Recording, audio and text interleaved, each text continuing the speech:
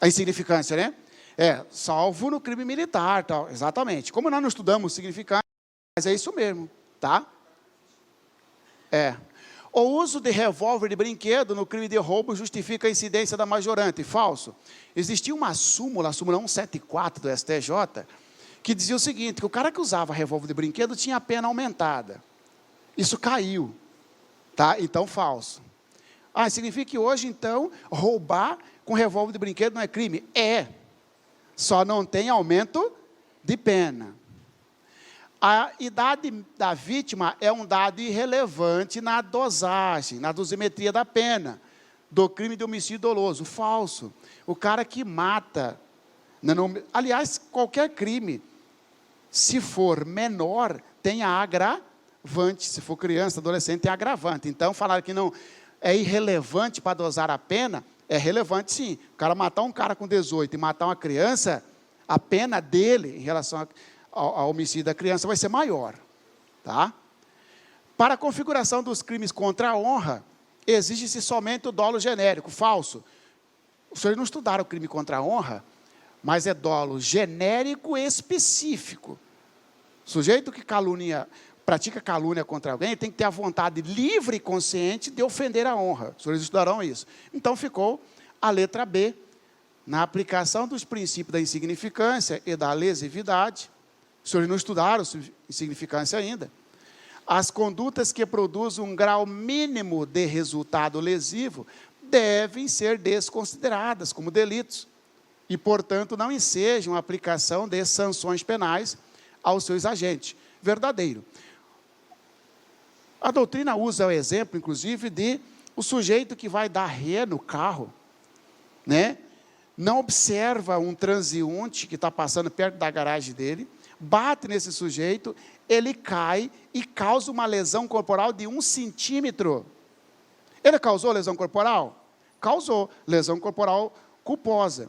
Será que o legislador quis punir qualquer tipo de lesão corporal ou só aquela que não seja ínfima? Claro que não é qualquer tipo de lesão corporal. Aquela lesão corporal tão insignificante, o legislador não cuidou de punir. Tá? É esta alternativa, princípio da lesividade. Acerca dos princípios aplicáveis ao direito penal, assinale a opção correta à luz do entendimento do STF e do STJ. Conforme o entendimento do STF, os 2 únicos requisitos necessários. Senhores, isso aqui, insignificância, eu vou explicar primeiro, depois eu volto nisso aqui, tá? Depois eu volto nessa questão. Insignificância. Princípio da insignificância.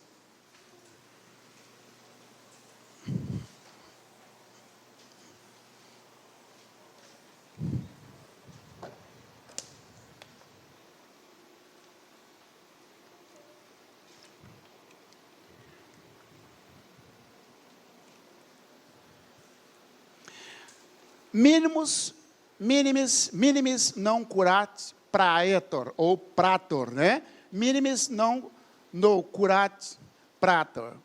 Senhores, praetor significa juiz.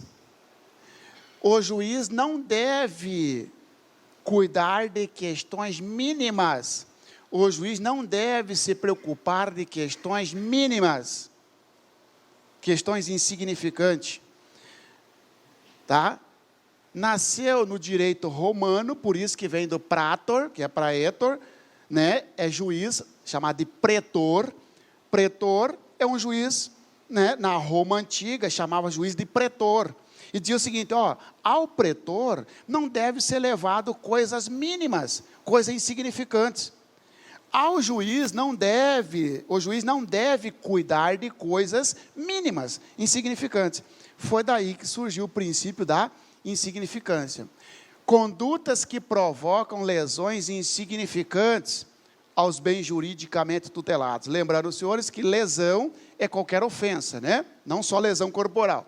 Condutas que provocam lesões insignificantes aos bens juridicamente tutelados são penalmente e materialmente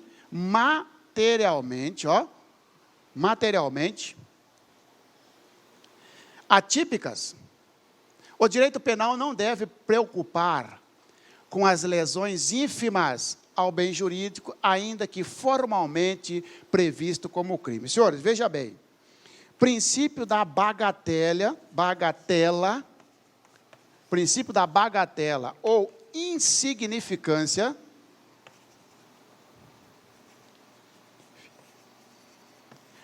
princípio da bagatela ou insignificância está ligado com a extensão da lesão.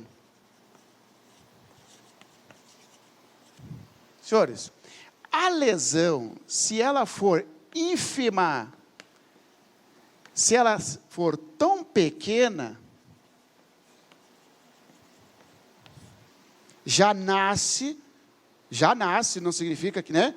Já começa a ser interessante para verificar se uma lesão pequena, uma lesão ínfima, tá? Uma lesão sem extensão significante, perde a sua tipicidade material.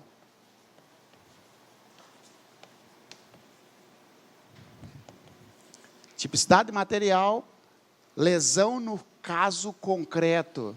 Tipicidade material, lesão no caso concreto, tá certo? Quando nós estudamos tipicidade, a gente vai até falar da conglobante e tudo mais, que desdobra esse aqui, por hora complica se for entrar nessa situação.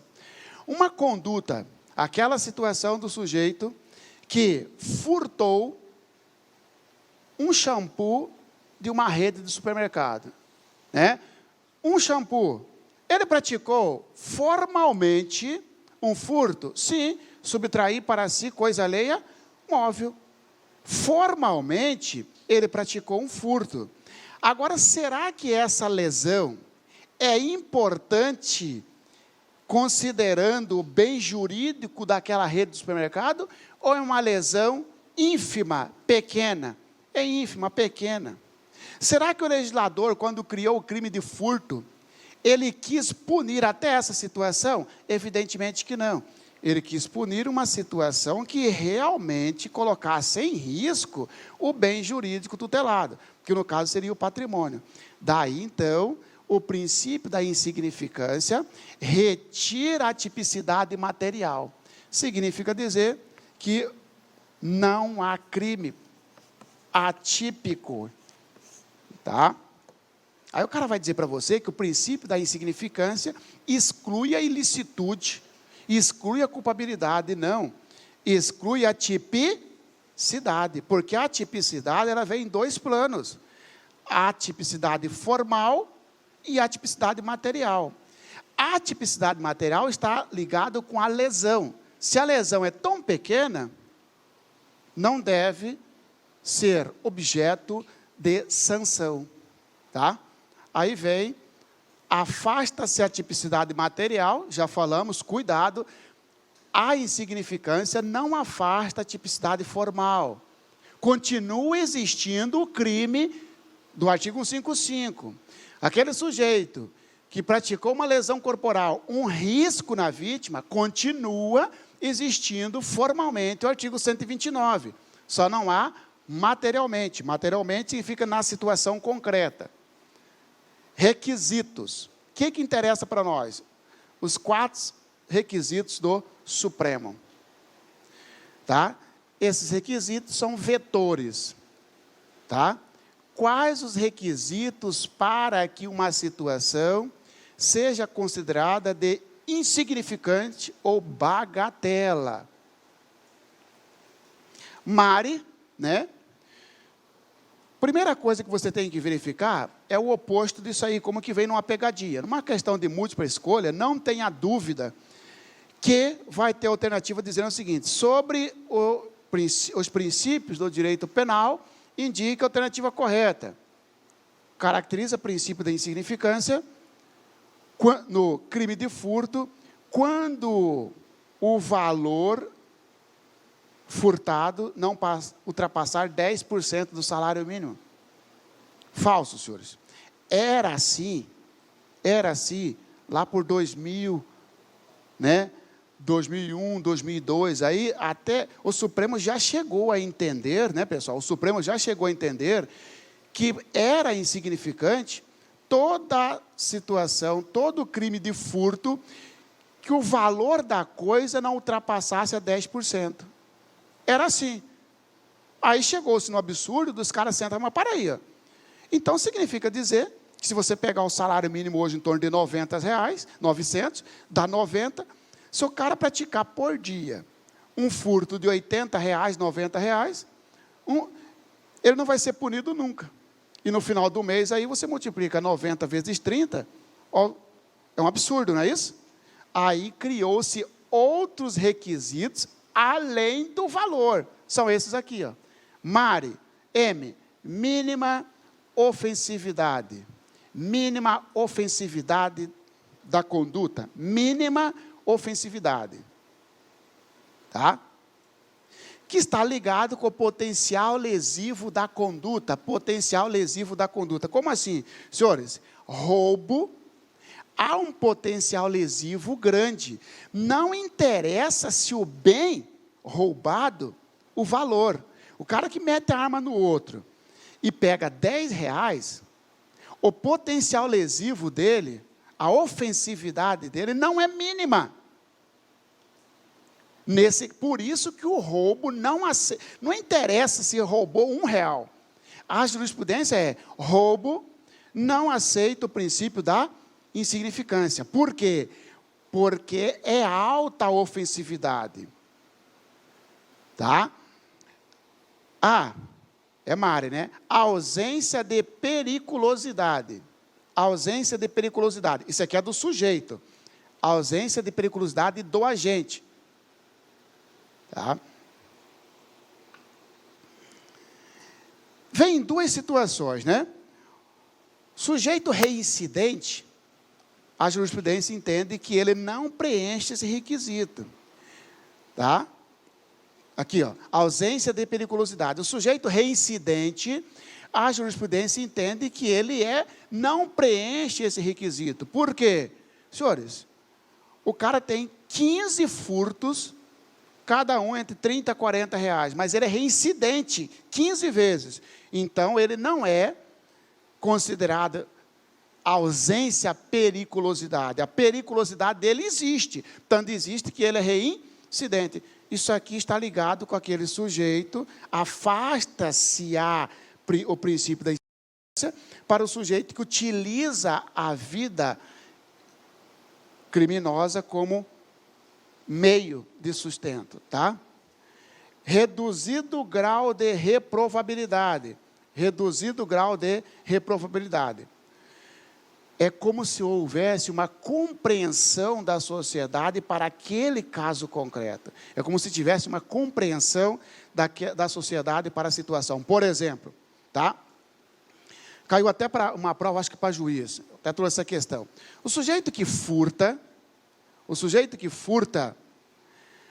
uma sacola de roupa que a promotora de justiça ou o juiz tinha separado para doar. O sujeito vai lá e furta, tá? De certa forma, a sociedade vai olhar para aquela situação com reprovabilidade alta, média ou baixa? Baixa. A sociedade vai reprovar. É reprovável? É, mas é baixa. Agora, senhores, o cara que furta R$200 e vai lá trocar com droga, o cara que furta R$200 para comprar munição, a sociedade olha aquele ali com baixa reprovabilidade ou alta reprovabilidade? Alta reprovabilidade. O Supremo diz, reduzido o grau de reprovabilidade. O bom, pessoal, que eu olhei mais de 100 questões para verificar se as questões vêm entrando no conceito de cada um. Não vem. Às vezes vem só dizendo assim, o Supremo entende como princípio da insignificância apenas um ou outro. Tem que ser os 4. Tá? Reduzido o grau de reprovabilidade, de certa forma, compreensão ou repugnância da sociedade, inexpressividade do bem jurídico tutelado. Aqui sim, ó, entra a ínfima lesão, valor. O valor é pequeno? A lesão é pequena? O bem jurídico lesado, tá? Qual a extensão da lesão? Antigamente o Supremo olhava só para isso aqui, ó. Se a coisa furtada, o valor da coisa furtada não ultrapassasse 10% do salário mínimo, era princípio da insignificância. Hoje ele aumentou mais esses requisitos. Mínima ofensividade, ausência de periculosidade, não pode ser reincidente, reduzido grau de reprovabilidade, de certa forma, há uma certa compreensão, não adequação, há uma certa compreensão, não há tanta reprovação pela sociedade, tá? E o bem lesado é ínfimo, seja questão de lesão corporal, seja no questão de patrimonial, tá? Coloca os quatro, mínima ofensividade, ausência de periculosidade, reduzido grau de reprovabilidade, inexpressividade do bem jurídico tutelado. Isso aqui está na extensão da lesão. Coloca aí, pessoal, observação. Antes do exercício, observação. Não se admite a bagatela. 2 pontos. Não se admite a bagatela. Furto qualificado.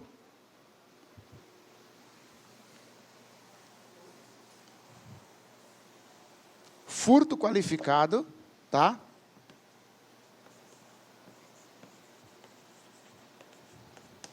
Furto qualificado. Já falamos que o roubo não. Roubo não. Senhores, droga. A droga também não. Tá? Claro que a droga, senhores, ainda se discute a questão do consumo. Tá? E, aliás, pessoal, discute a questão do consumo, inclusive porque lembra que o direito penal não pode punir conduta do sujeito que lesione a si próprio, concorda? Tá? Tem que ter lesividade, tem que ter. E terceiro, não pune a conduta que lesiona a si próprio. Daí que surge o questionamento da droga, do uso. O usuário, ele prejudica a sociedade ou prejudica a si próprio, em primeira mão? Né? Prejudica os dois, porque o uso acaba gerando outras consequências. Mas, em primeira mão, ele prejudica a si próprio. Daí porque há uma forte corrente para tirar, né, para autorizar a questão do uso.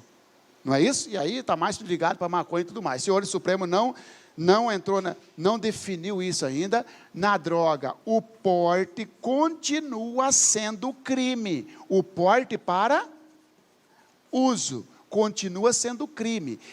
É um crime sem pena, porque ele foi despenalizado. Continua sendo crime, mas um crime sem pena. Mas, de qualquer forma, senhor, a droga também não entra nisso. O colega também falou, ó, crime militar. Crime militar também não aceita o princípio da insignificância. Tá? E aí, cuidado com o descaminho, né, pessoal? O descaminho, você vai utilizar da seguinte forma: para o Supremo, tá?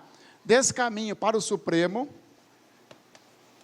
20 mil, 10 mil para o STJ. Isso aqui para o STF, isso aqui para o STJ. Diz o seguinte, ó, o Supremo fala o seguinte: se o valor do imposto, da multa, dos encargos, não ultrapassar 20 mil reais, aplica-se o princípio da insignificância. O Supremo fala, ó, somando tudo. Por que eu descaminho, senhores? Descaminho é o sujeito introduzir mercadoria estrangeira e não pagar imposto. Tá? Se somar todos os encargos, quantos que ele deve para o fisco? 19 mil. O princípio da insignificância, segundo o STF. Segundo o STJ, que não atualizou a jurisprudência dele ainda, fala em 10 mil. O STJ fala, se somar todos os encargos, inclusive o imposto, não ultrapassar o valor de 10 mil, é princípio da até 10 mil insignificância. 11 mil já não é insignificância. Então, sobre o direito penal, indica a alternativa correta. A jurisprudência não aceita a aplicação do princípio da insignificância quanto ao crime de descaminho. Falso ou verdadeiro? Falso. Aceita sim, só coloca o limite. Na verdade, pessoal, porque tem uma lei federal que fala que, ou Procuradoria da Fazenda Nacional, você só vai entrar com ação para cobrar o imposto do sujeito se for de 20 mil para frente. Até 20 mil reais, você não precisa entrar com a ação. Aí veio o jurisprudente e falou, engraçado, né? Nós temos o princípio da intervenção mínima. Que o princípio da intervenção mínima fala o seguinte, o legislador deixa para outros ramos resolver, subsidiário. Somente alguns ilícitos serão objeto do direito penal, fragmentário, não é isso? Veio o Supremo e falou, para aí, ó. Se vocês não querem valer-se do direito tributário, que é outro ramo do direito, quando o sujeito deve de 20 mil para baixo e quer jogar isso para nós do penal, negativo. Aí veio penalmente, para o STJ, a dívida, incluindo impostos e encargo, não passou de 10 mil, princípio da insignificância. STF, 20 mil, tá bom? Aqui, ó. João, aproveitando-se de... Só voltar naquele exercício ali, que nós pulamos um, né? Essa aqui que nós pulamos? Acerca dos princípios aplicáveis ao direito penal, assinale a opção correta à luz do entendimento do STF e do STJ. Conforme o entendimento do STF, os dois únicos requisitos necessários para a aplicação do princípio da insignificância são nenhuma periculosidade social da ação e inexpressividade da lesão jurídica. São 4 requisitos e não só 2. Concorda ou não? Tá? A aplicação do princípio da insignificância implica reconhecimento da tipicidade formal.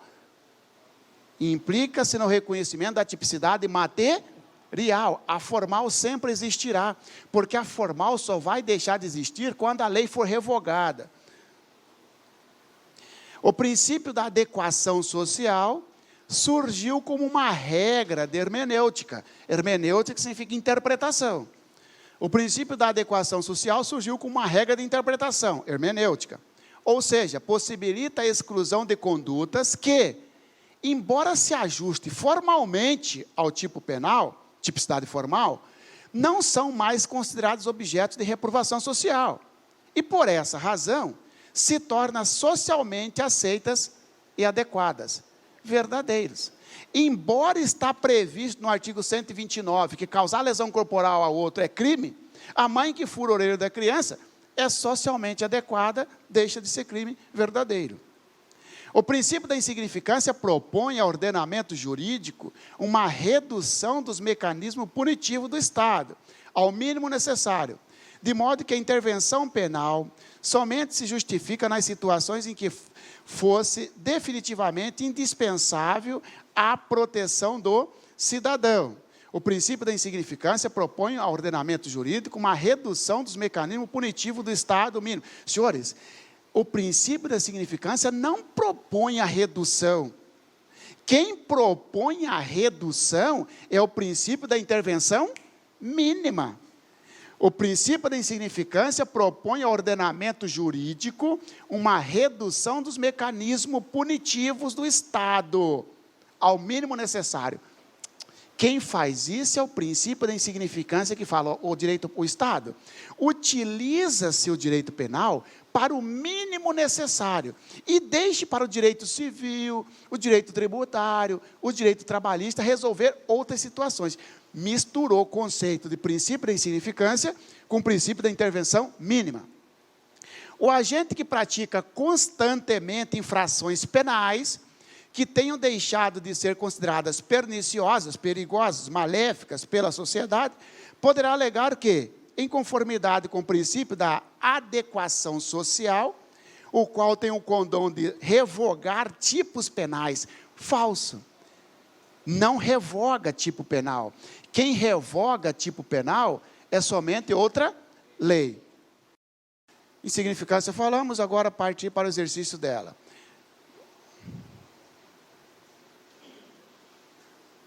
João, aproveitando-se da distração de Marcos, juiz de direito, subtraiu para si uma sacola de roupas usadas a ele pertencentes. Marcos pretendia doá-las à instituição de caridade. João foi perseguido e preso em flagrante delito por policiais que presenciaram o ato. Instaurado e concluído o inquérito, o Ministério Público não ofereceu denúncia nem praticou qualquer ato no prazo legal. Os senhores já estão enxergando aqui o princípio da insignificância.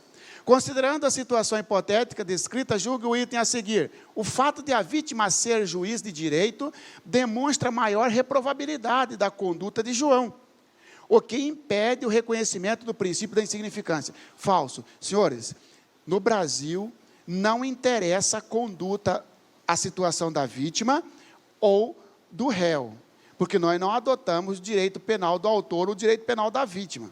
Tá certo? Nesse caso aqui, ó, vai verificar o seguinte: se há reprovabilidade mínima, reduzida, né, aquela situação toda. Então, falso, porque é a situação de princípio da insignificância. Acerca dos princípios básicos do direito penal, brasileiro assinala a opção correta.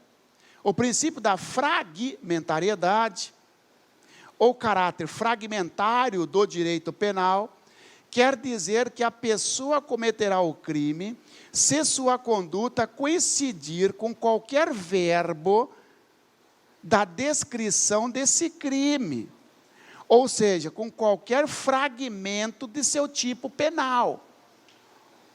Esquisito, né? Eu vou pular essa porra aí, Marcelo. Entendeu? Vamos para outra. Entendeu? O princípio da anterioridade no direito penal, coloca uma interrogação nele. O princípio da anterioridade no direito penal informa que ninguém será punido sem lei anterior que o defina a conduta como crime. Até aqui está certo? Está certo. E que a pena também deve ser prevista previamente, ou seja, a lei nunca poderá retroagir. Pô, faz tudo certo para no final a lei nunca poderá retroagir? Falso. Pode, se for para beneficiar o réu. É possível que uma lei penal mais benéfica, benigna, alcance condutas anteriores à sua vigência, seja para possibilitar a aplicação de penas menos severas, seja para contemplar situações em que a conduta tipificada passe a não mais ser crime verdadeiro, seja para diminuir ou para excluir crime. O princípio da insignificância no direito penal dispõe que nenhuma vida humana será considerada insignificante, sendo que todas deverão ser protegidas. Ô cara, não falou nada com nada, concorda? O princípio da insignificância significa que o bem jurídico lesado, a lesão é ínfima, e desde que atenda a outros requisitos. Falso. O princípio da ultima ratio é sinônimo de intervenção mínima. Última ratio significa última razão. O princípio da última ratio ou da intervenção mínima do direito penal significa que a pessoa só cometerá um crime se a pessoa a ser prejudicada por esse crime o permitir. Olha que absurdo. Entendeu? Significa o seguinte, que eu dou um tiro no colega, só vai ser crime se ele permitir que eu atire ele. Entendeu? Volta aqui nessa. O princípio da fragmentariedade, ou caráter fragmentário do direito penal, quer dizer que a pessoa cometerá, o cara fez um trem aqui, logo na letra A, que se você não tomar cuidado, você marca a letra A, porque, ó, o princípio da fragmentariedade, senhores, fragmentariedade, pedaço. Nós temos vários pedaços de ilícitos. Eu tenho ilícito civil, eu tenho ilícito administrativo, claro que eu tenho ilícito administrativo. Se eu não cumpro a ordem da minha chefe, eu pratiquei um ilícito administrativo, instauro um procedimento, uma sindicância, vou ser punido por isso. O cara que não paga tributo, ilícito tributário, ilícito trabalhista, não assina a carteira para você ver, pedir para lá. Não é assim? Direito penal só vai tomar conta de uma parte dos ilícitos. Temos o ilícito penal. Não é todo ilícito que vai estar aqui, ó. Isso aqui, ó, é só uma parte de vários que tem, ele pega só uma parte. Olha o que está dizendo. O princípio da fragmentariedade ou caráter fragmentário do direito penal quer dizer que a pessoa cometerá o crime se sua conduta coincidir com qualquer verbo da descrição desse crime, ou seja, com qualquer fragmento do seu tipo penal. Falso, senhores. Pode ter um verbo. O que é verbo? Descrição de conduta. Mas que o ilícito fica na esfera de outro ramo. Aí não se aplica o direito penal.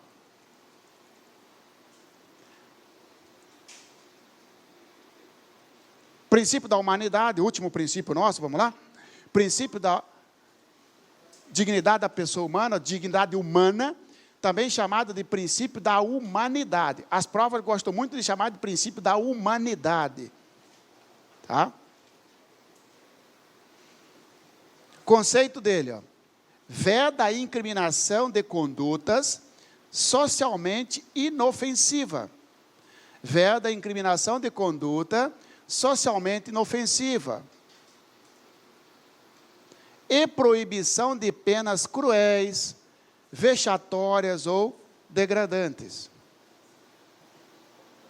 Senhores, se nós perguntarmos aqui, ó, se fizermos uma enquete aqui, vai verificar que tem várias religiões aqui.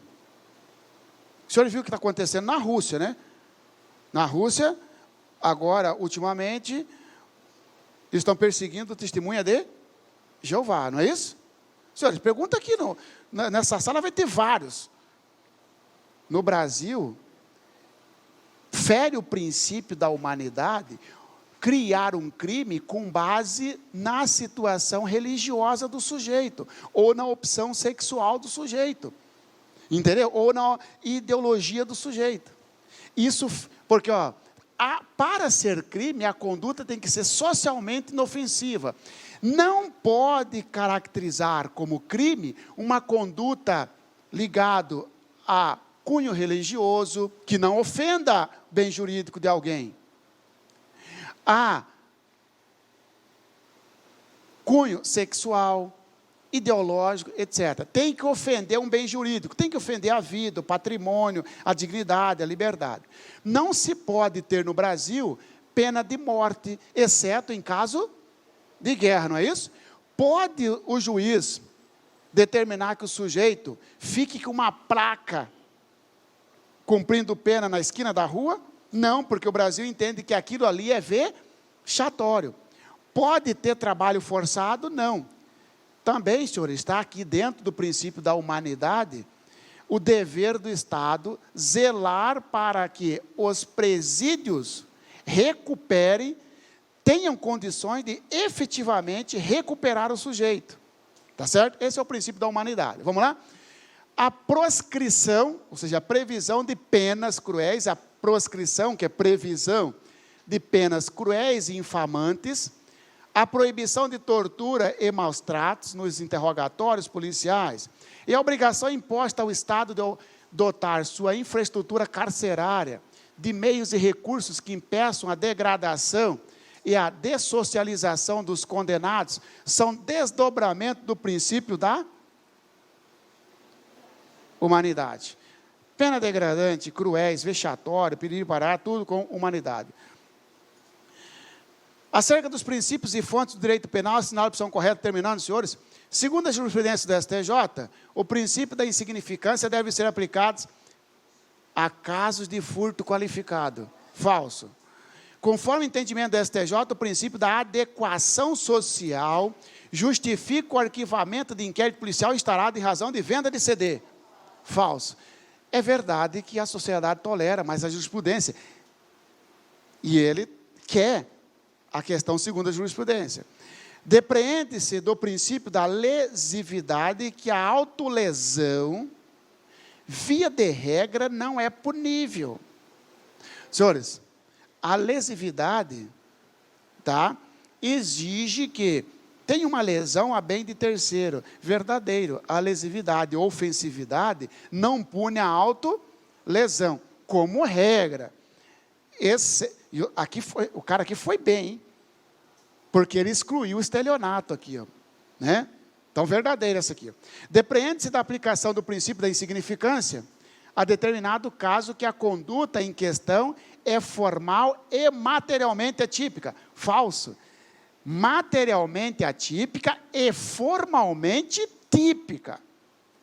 Tá? As medidas provisórias podem regular matéria penal nas hipóteses de leis temporárias ou excepcionais. Falso. Princípio da reserva legal diz que somente lei pode criar crime. Medida provisória pode criar crime? Não. Medida provisória não pode criar crime, tá, pessoal? Agora, cuidado com a pegadinha. Tá? Eu vi uma questão para juiz, que a resposta correta era: pode utilizar medida provisória para excluir crime? Pode. Não pode utilizar para criar crime. Tanto é verdade que se você pegar o artigo 32 do Estatuto do Desarmamento, que está lá dizendo que o sujeito que tem uma arma e entrega para a polícia pode receber um dinheirinho. Foi criado pela medida provisória em 2008. Então, medida provisória não pode criar crime, mas pode extinguir um crime. Tá? O princípio da insignificância ou bagatela exclui a tipicidade material ou ilicitude formal? Tipicidade material. Tipicidade material no mundo concreto. No mundo jurídico, continua utilizando. O sujeito que furta R$5, ele continua formalmente ali num 5,5. Materialmente, não. Senhores, ok? Até a próxima, quarta, processo penal. Clique like.